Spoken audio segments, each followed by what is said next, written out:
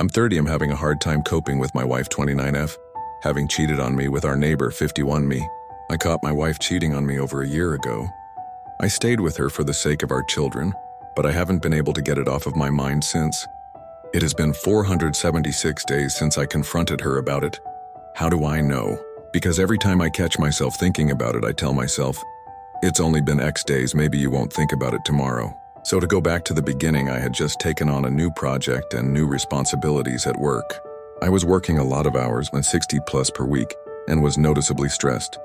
It was in May of 2015 that I noticed that she had added a password to her phone. When confronted about it, she told me it was because she was planning my Father's Day present and didn't want me to ruin the surprise. About a week later, she came to me and told me that she felt guilty keeping a big secret from me, and told me that she was having our neighbor, a contractor, build a home office for me as my present. It struck me as odd, as in our 6 years together she has never said she felt guilty about anything, and always insists that she never regrets anything in her life. Time goes on, her phone is still password protected and things don't feel right. I see her using her phone and smiling to herself more and more often. But when I ask her what she is doing, she says nothing and puts her phone away.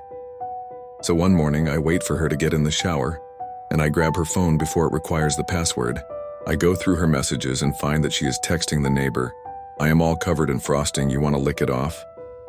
There were no other messages to the neighbor, but I found out later that was because she had set up her phone to delete messages after a certain amount of time.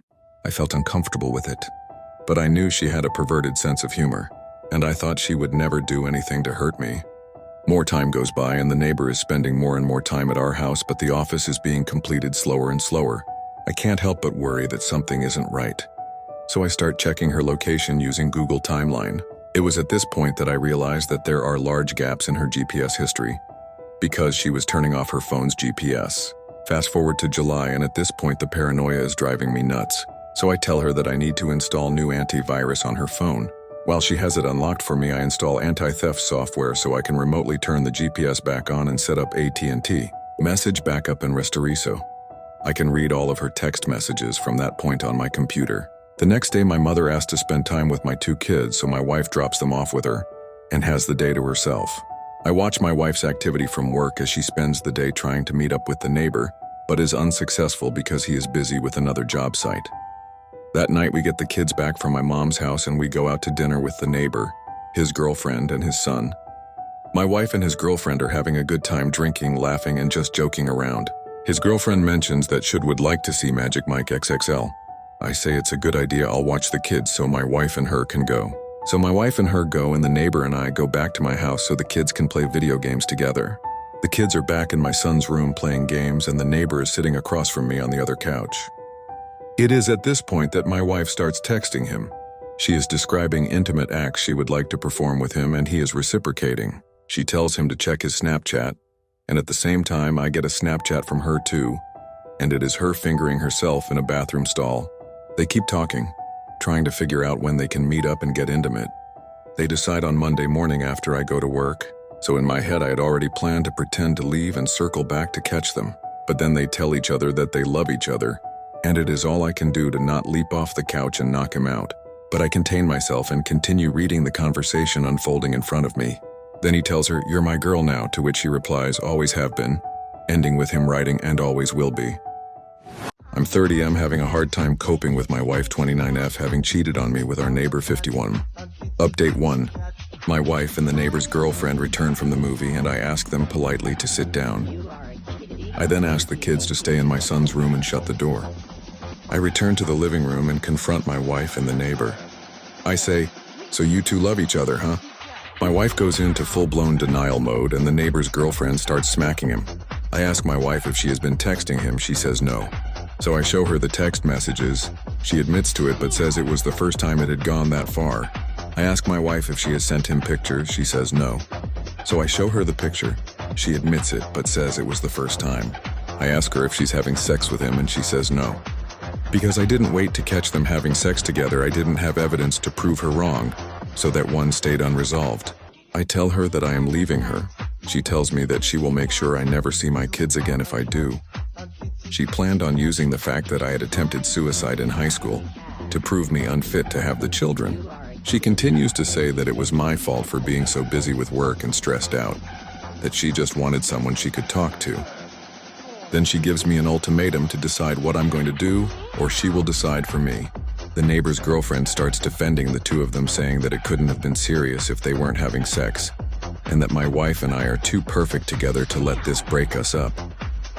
The neighbors go home and my wife and I argue for the rest of the night about what we are going to do. We go to bed separately, having not resolved anything. We keep going back and forth on the subject all weekend and finally settle on, we were going to separate temporarily while we figure out what we want. I was going to stay in the house and she was going to take the kids and go to her mom's house. That Monday I go to work and I get text from her in the middle of a meeting with my bosses, stating that she had explained things to our kids, but that they were upset, and I need to explain it to them also. I get home from work to find my kids crying. She had told them that mommy had to move out because dad was mad at her. When my son wanted to stay with me, she told him that he can't. My son put it together that if mommy has to move out because I'm mad at her, and he must move out, then I must have been mad at him too. My daughter was crying because my son was... I don't think she was old enough to understand what was happening. I'm 30M, having a hard time coping with my wife 29F, having cheated on me with our neighbor 51 Poitism. Update 2. It was at that moment I realized she was going to drag the kids through hell if I left her. So I swallowed my feelings and begged her to stay. She agreed and insisted that I apologize to our neighbors since we were still going to need to hang out with them, because our sons are good friends. I hate it, but I do it anyway. We still hang out with them from time to time and they come to our various birthday and holiday parties. But I'd do anything for my kids and I behave civil every time. Things die down for a while, I still think about it constantly. I worry, how can I keep from making her so unhappy that she cheats on me again? Then almost a year from the original incident, around Father's Day again, she sent him pictures again. She claims it was an accident, that she meant to send them to me instead. I don't fully believe her, but I move on anyway. Things have been quiet on that front for about 4 months now, but I still think about it constantly. This is going to sound stupid, but I feel like I have a part of my brain that I can't shut off. That is always thinking. I used to use that to solve programming problems and it made me very good at my job. But ever since this incident, the only thing it thinks about is her and him and if I did the right thing. My job performance has suffered and I feel like I haven't gotten sleep in months.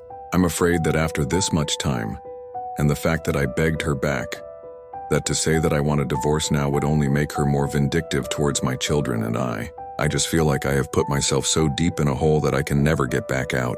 I haven't really talked to anyone about this. I didn't want to talk to my mom about it because I felt she would treat my wife differently, and I didn't need the two fighting any more than they already do. I tried talking to one friend about it, but his advice was to put my trust in God, but that was not much solace for me as I am an atheist. So I have no clue what to do with my feelings or how to move on from this.